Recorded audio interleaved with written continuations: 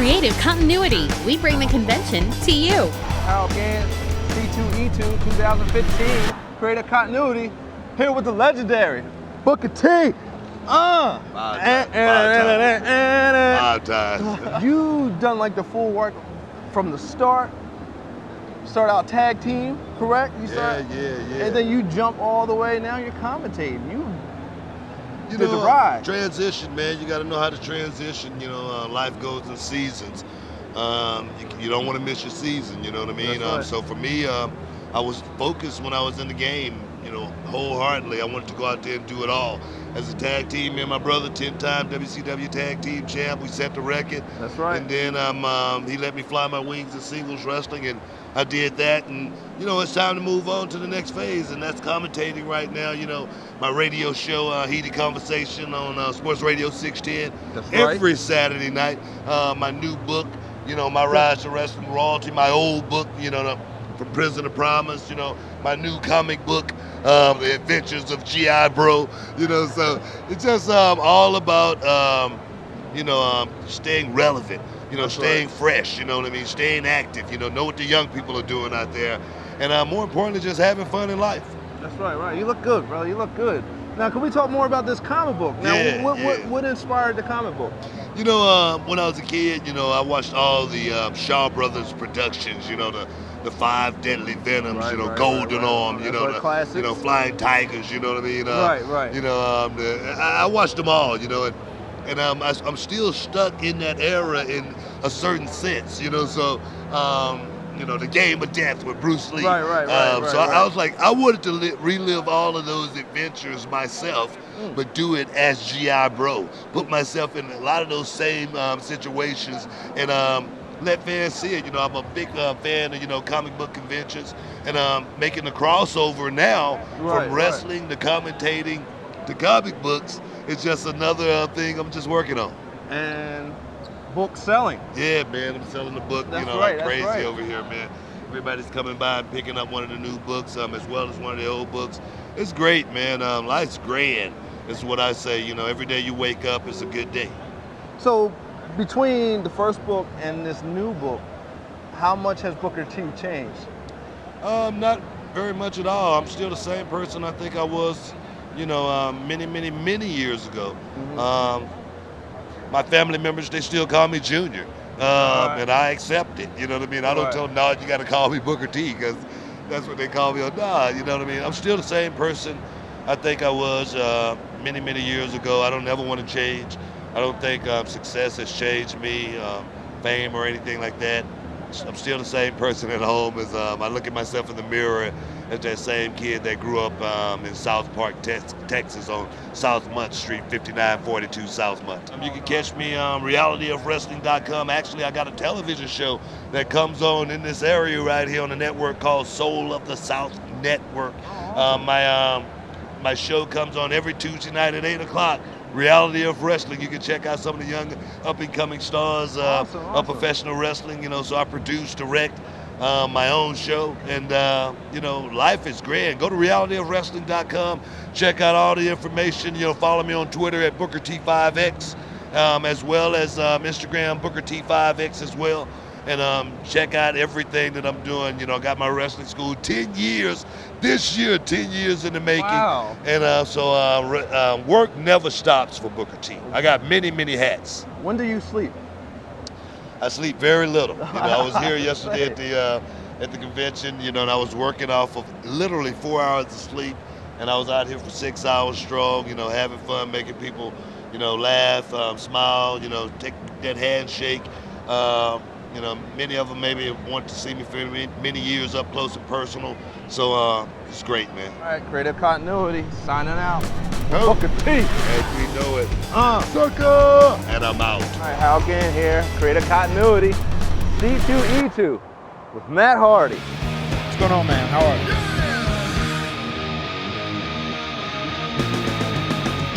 What got you started? What got you into wrestling from the beginning? Well, it's just a quick story. I think my brother and I, once we saw professional wrestling on television, I mean, these guys were living, breathing superheroes. You know, because they were real people They were out there taking these real chances, like stuntmen, and they were doing these larger-than-life moves, and you know, jumping off the top rope and hitting other people, flying elbows. And Right. Macho Man Randy Savage, who was one of my first inspirations, obviously, to wrestle, was just a guy that was just truly larger than life. And I was like, wow, these guys are characters, but they're like superheroes. It's the coolest thing ever. We got to do this. Yeah, you know? right. And that's how it started. Okay. Now you guys' agility is out of this world. How'd that come about? Just practicing in the backyard, natural God-given gift, or you guys train? I mean, Jeff is very special, you know, and I think I was somewhat gifted. You know, I had the ability to be athletic, you know, but Jeff is really an anomaly. The things he can do are things he can do still to this day. He's 37 years old, are utterly amazing. Jeff just is really a when you watch him, he's just really poetry in motion when you watch him do things. And I think we both kind of started by training on a trampoline, then we kind of segued into a real ring, and we learned the way the business worked as far as the fundamentals and the psychology and everything else from the Italian Stallion and George South in Charlotte, North Carolina. And we just slowly worked our way up. And I think with us, we were good when we were in WWE because it was such a slow learning process. A lot of guys just kind of get thrust into that position, aren't really ready for it. We had 5 or 6 years to kind of marinate and kind of own our craft, on smaller shows. So once we got to that environment, we were ready to go. Well, we always knew when you guys showed on that it was going to be a good match. That was like a guarantee. Well, that was the plan. I mean, every time Jeff and I went to the ring, we wanted to do something different, something unique, and something creative, because being innovative is where it's at in pro wrestling, especially in 2015. Now, how taxing was that on your body? I mean, I seen you guys fall from the top of the cage. Hugely taxing. I'll be honest, it's amazing that myself and Jeff can still perform at the level that we do right now in 2015. I mean, we've both been doing this for 23 years. Wow. And I was with WWE for 13 years straight, and being with them, you're on the road, traveling for 300 days a year globally. Besides just getting beat up and, being in the ring, taking 20 hard slams or whatever it is, a match, which each one is like a car crash, a small car crash. Besides doing that 300 days a year, I mean, there's the travel. One night you're in North America, the next day you're in Australia, and then you do a tour of that and your time's all messed up. It's just a tough gig all the way around. So now as I've gotten older, I've kind of adapted my schedule to my age, and I understand what works for me so I can perform on this level.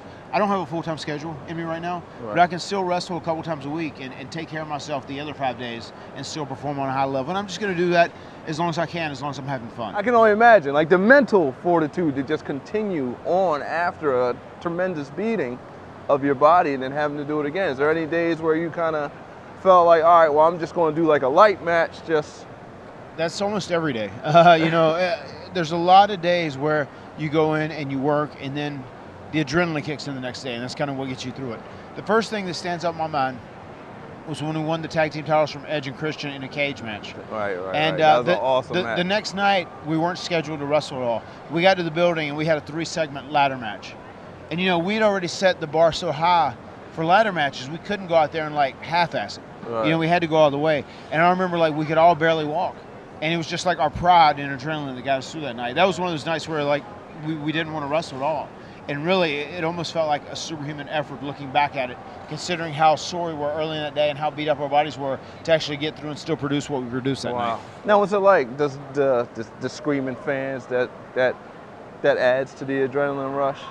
I mean, absolutely. Once you're in front of a crowd and you hear the cheers and the boos and you hear the oohs and the ahs, that will allow you to do things that you never thought were possible. I mean, the adrenaline and just being in that moment is amazing. It's almost indescribable. It's probably the highest high you could possibly have in many, many ways. And it really does get you through some remarkably painful situations. Wow. So moving forward, what's Matt Hardy doing now?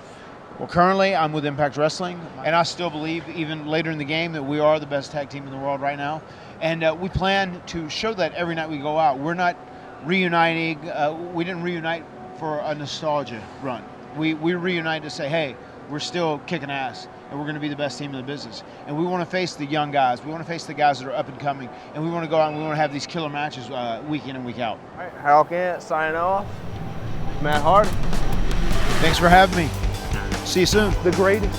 Harold Gant, creative continuity. S3E8. I'm here with the future flyweight champion, Antonio Sanchez. That's right. What got you started in MMA?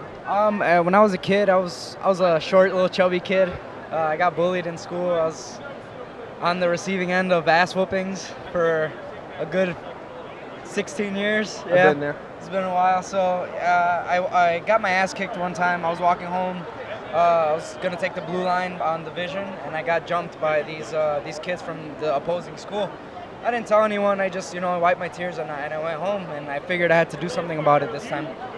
So I went to a gym, a Muay Thai gym with a good friend of mine.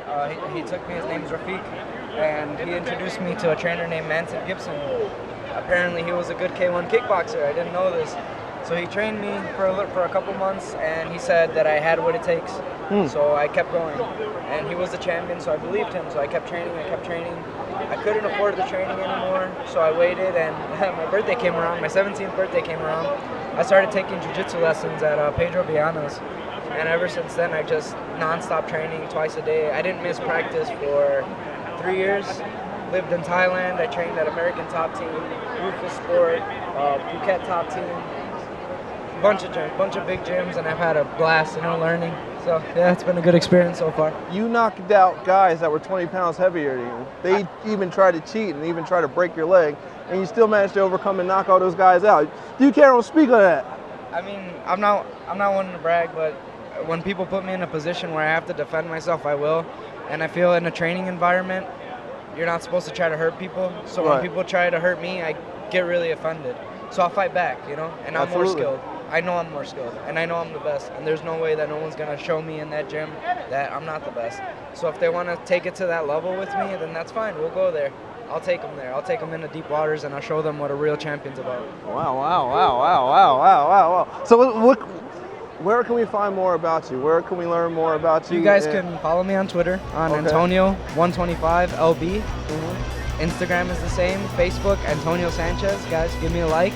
Give me a follow. Absolutely. It'll be awesome. One shout out and give a shout out to my sponsors, Halfway Coffee, Pete's Barbershop, and Izzy Style MMA and Valley Flow Striking. Thanks, guys. And Naga Conglomerate. This is Harold Gant signing off with the future flyweight champion. Antonio Sanchez. That's right. Of the world. You saw him here first. That's right.